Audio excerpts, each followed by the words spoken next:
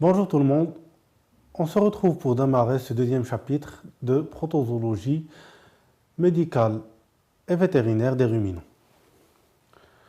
Ce deuxième chapitre traitera des protozooses des ruminants. On traitera ces espèces selon leur tropisme et les symptômes cliniques qu'ils engendrent. Donc notre chapitre se divise en trois petits sous-chapitres. Tout d'abord, les parasites affectant le tube digestif, on cite notamment la giardiose, la coccidiose et la cryptosporidiose. Ensuite, on traitera les hémoparasitoses, on traitera notamment la babésiose, l'anaplasmose, la télériose et les trypanosomoses. Enfin, on terminera par les sarcocystidés, on traitera la toxoplasmose, la néosporose et la bénotiose. On démarre directement notre deuxième chapitre avec la giardiose. La giardiose est une maladie intestinale causée par les parasites du genre Giardia. C'est une protozoose cosmopolite. Différentes espèces peuvent être touchées par la giardiose, notamment les ruminants, les rongeurs, les chiens et l'homme. Donc, l'agent de cette maladie chez les ruminants est soumis à plusieurs différences sur le plan taxonomique. Pour le bovin, beaucoup de chercheurs classifient l'agent de la giardiose bovine comme des variants de Giardia duodenalis avec l'assemblage génétique A qui est zoonotique et l'assemblage génétique E qui est non zoonotique. Alors qu'auparavant, l'assemblage génétique E était considéré comme étant une espèce distincte qui était nommée Giardia bovis. Les espèces responsables de la giardiose ovine et caprine, Giardia ovis et Giardia caprae, sont encore mal connues. Leur taille est légèrement inférieure à celle de Giardia duodenalis variant A et E. Le genre Giardia présente deux formes morphologiques très distinctes. Tout d'abord le trophozoïte, qui a la forme flagellée active, et le kyste, qui est une forme de résistance. Le trophozoïte adopte une structure piriforme, mesurant environ 15 micromètres sur 8, avec 8 flagelles distincts, comme on observe ici sur cette photo au microscope électronique, 2 noyaux et 2 corps médians parabasaux. Ces 2 corps médians sont constitués de microtubules généralement courbés et avec un disque adhésif ventral. Cette configuration lui confère une apparence distincte, souvent comparée à celle d'un cerf-volant. Les flagelles assurent sa grande mobilité et facilitent son attachement à la bordure en brosse de l'intestin grêle, principalement en position extracellulaire. Sa multiplication se fait par division binaire asexuée. Le kyste, quant à lui, mesure environ 12 micromètres sur 8. Il possède une forme qui est subsphérique et 2 à 4 noyaux avec des fragments de flagelles. Il est présent en différentes quantités dans les matières fécales après élimination. Le cycle de la giardiose est simple et nécessite un seul hôte. En l'occurrence, dans ce chapitre, on traitera de la giardiose chez le bovin. Les kystes présents dans l'environnement sont avalés par l'animal. Dans le tractus digestif, les kystes libèrent les trophozoïtes au niveau de l'intestin grêle et ces derniers s'attachent à la paroi de l'intestin par le biais du disque adhésif ventral et se multiplient par fission binaire. Les kystes se forment dès le 4e jour de l'infection dans les portions postérieures du jéjunum et de l'ilion et sont excrétés au milieu extérieur. Cependant, le pic de la sécrétion est de la 3e à la 5e semaine après infection. Dans le milieu externe, les kystes sont déjà très résistants et peuvent survivre jusqu'à 3 mois dans un aliment mal conservé. Passons maintenant à l'épidémiologie de la giardiose. La giardiose a un caractère enzootique et saisonnier. Les sources d'infection sont les animaux infectés, le milieu extérieur, l'eau de boisson et l'aliment mal conservé. La transmission est orofécale, directe ou indirecte. Les causes prédisposant à une giardiose sont soit intrinsèques, avec les jeunes qui sont souvent plus prédisposés, tout aussi bien que les individus immunodéprimés ou coparasités par d'autres espèces comme Cryptosporidium. Le stress et les maladies intercurrentes sont aussi un facteur déterminant. Pour ce qui est des facteurs extrinsèques, la survie des kystes est favorisée dans les étés chauds et humides. L'hygiène de l'étable et le pâturage en milieu infecté jouent aussi un rôle dans l'incidence de l'infection. On va maintenant aborder la pathogénie et ensuite le tableau clinique de cette maladie. Après l'ingurgitation de kystes de Giardia, le trophozoïte libéré dissocie la bordure androse et entraîne une atrophie de microvillosité des entérocytes. Ceci cause une diminution de la sécrétion de certains enzymes, tels que les lipases et disaccharidiases, par la bordure en brosse et provoque un état de malabsorption des électrolytes, de l'eau et des nutriments, en particulier des graisses. La présence de giardia viables ou de leurs produits de sécrétion et excrétion altère le cytosquelette protéique des cellules épithéliales. On cite aussi que l'activation des lymphocytes T mène à l'atrophie vilaire et aux déficiences enzymatiques. L'intestin agressé accroît en compensation la production de mucine.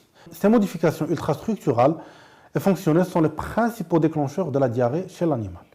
Dans la plupart des cas, la giardiose est une maladie qui est subclinique. On discerne peu ou pas de symptômes chez l'animal adulte en bonne santé. La forme aiguë, qui se manifeste chez les jeunes, se manifeste par une diarrhée qui est aqueuse, un ballonnement, des douleurs abdominales, une déshydratation, qui peuvent conduire l'animal à un état de léthargie et d'hypoxie tissulaire. Une forme chronique a été décrite avec des selles molles, du ténesme, des vomissements, une chute de croissance marquée et un baisse du gain quotidien moyen chez les veaux. Pour ce qui est des lésions décelables sur le cadavre, on observe une entérite catarrhale avec un mucus abondant. Au niveau microscopique, il y a une augmentation de la taille des cryptes, une atrophie et un épaississement des villosités. Enfin, on note une inflammation locale avec une infiltration lymphocytaire de la lamina propria ainsi que par la prolifération des mastocytes dans la muqueuse intestinale. Pour le diagnostic de la giardiose, il est difficile de confirmer cette parasitose par le seul biais des symptômes. En effet, le tableau clinique est peu différent des autres pathologies digestives, parasitaires et virales. Néanmoins, l'apparition de diarrhée glaireuse apyrétique chez les veaux relativement âgés, c'est-à-dire de plus d'un mois, peut servir pour orienter le diagnostic. Pour confirmer la suspicion d'une giardiose, la coproscopie est une méthode de choix avec l'utilisation d'une technique de sédimentation, notamment la technique McAllister ou de flottaison. L'adjonction d'un colorant comme le Lugol colore les kystes en orange et facilite la lecture. Il est important de noter qu'il est nécessaire d'effectuer la recherche sur plusieurs échantillons de sels, idéalement collectés sur 3 jours successifs, car les quantités de kystes émises varient beaucoup en fonction du temps. On peut également utiliser une méthode de détection d'antigènes produits par la paroi du kyste, Giardia ou par Copro-ELISA, ou une trousse de diagnostic rapide sur tigette par immunochromatographie. Je vous laisse maintenant avec une vidéo décrivant la technique de sédimentation.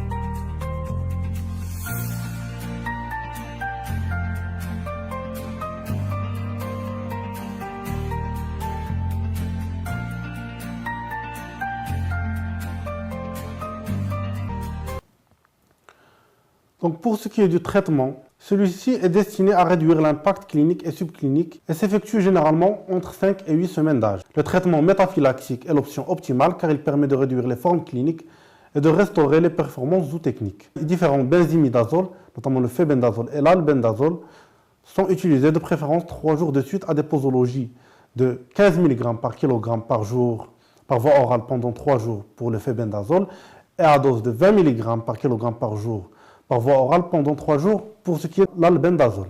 En particulier, le febendazole entraîne une réduction drastique du nombre de kystes fécaux pendant une quinzaine de jours. Ce dernier s'accompagne aussi d'un effet positif sur la consistance des selles et sur le gain quotidien moyen chez les animaux. Il est à noter que l'albendazole a un effet tératogène chez la brebis.